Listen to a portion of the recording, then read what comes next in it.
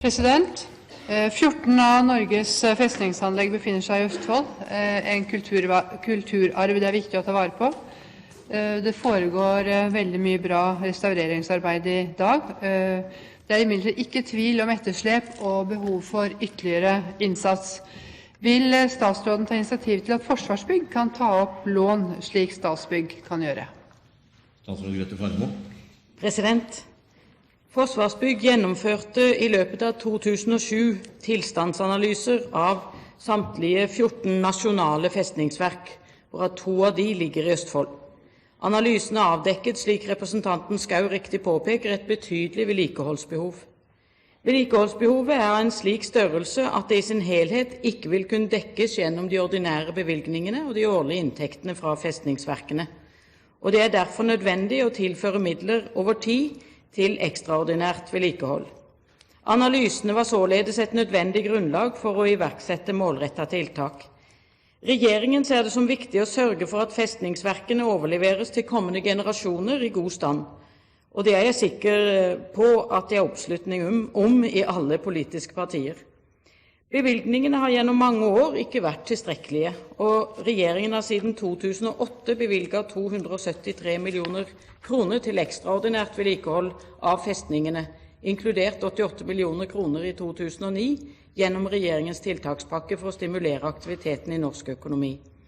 Dette er bevilgninger som kommer i tillegg til det årlige ordinære tilskuddet til festningsverkene og Forsvarsbygg egne leieinntekter fra festningene som skal dekke ordinært vedlikehold. Forsvarsbygg ble etablert i 2002 som et forvaltningsorgan underlagt Forsvarsdepartementet. I henhold til økonomireglementet i staten har forvaltningsorganer ikke anledning til å ta opp lån. Statsbygg, som er underlagt Fornyings-, administrasjons- og kirkedepartementet, er en forvaltningsbedrift med andre særregler enn Forsvarsbygg, men heller ikke Statsbygg har anledning til å ta opp lån, hverken til investeringer eller til vedlikehold av bygninger som Statsbygg forvalter. Å ta opp lån er således ikke en mulighet, men jeg vil arbeide aktivt for å oppnå regjeringens målsetting om at festningene skal ha et ordinært vedlikeholdsnivå innen 2020. Takk. Ingjerd Schou, vær så god. President, jeg takker for svaret, og jeg hører at statsråden ikke vil jobbe for at de samme særreglene skal være mulig for Forsvarsbygg som det i dag er for Statsbygg, men jeg merker meg også at statsråden er opptatt av å holde midlene på et godt nivå, slik at vi kan fortsatt restaurere og rehabilitere. Det er slik at 2 av festningsanleggene, Gamlebyen og Fredriksten festning, ligger i Østfold. Det er imidlertid en rekke andre festningsanlegg i mitt fylke, sikkert fordi det også har vært strategisk plassert, og er det fortsatt. Er det slik at statsråden kan tenke seg å vurdere særregler også for Forsvarsbygg på samme måte som for Statsbygg, og ikke bare midler over de årlige budsjettene? Tiltakspakker kommer som kjent ikke nødvendigvis hvert år. Statsråd Faremo.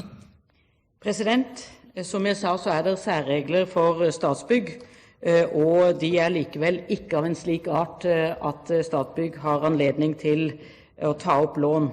Byggeprosjektene som Statsbygg er byggherre for, blir finansiert etter 2 ulike modeller, ordinære byggeprosjekter og såkalte kurantprosjekter. Og ordinære byggeprosjekter de blir fremmet enkeltvis for Stortinget.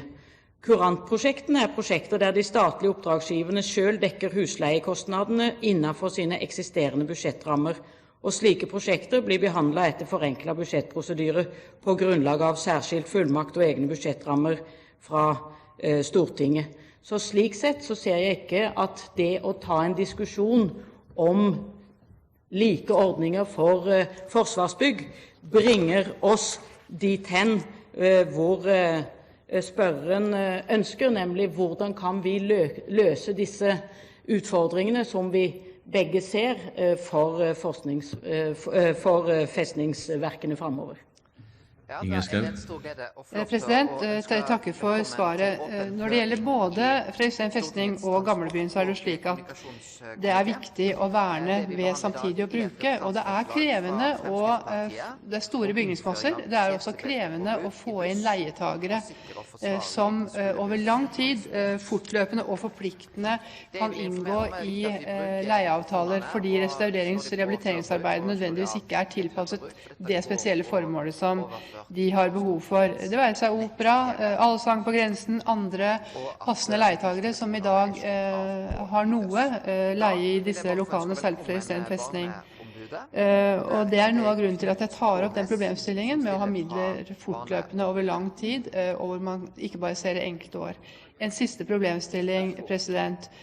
I mitt fylke, ellers i landet, så har vi gamle middelalderkirker, vi har herregårder, vi har festningsanlegg. Det krever spesiell håndverkskompetanse som du ikke nødvendigvis finner hos de som går rett ut av videregående skole, de som er erfarne. Gjør statsråden seg noen tanker om hvordan denne kompetansen kan sikres i samarbeid med andre statsrådskolleger? Statsråd Faremo.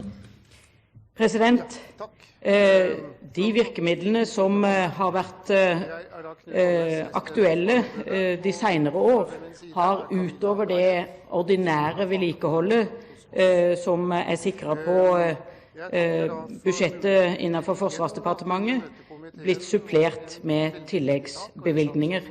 Så legger vi vekt på også å utvikle festningene til attraktive arenaer, både for næringsvirksomhet og for aktivitet innenfor kultur og rekreasjon.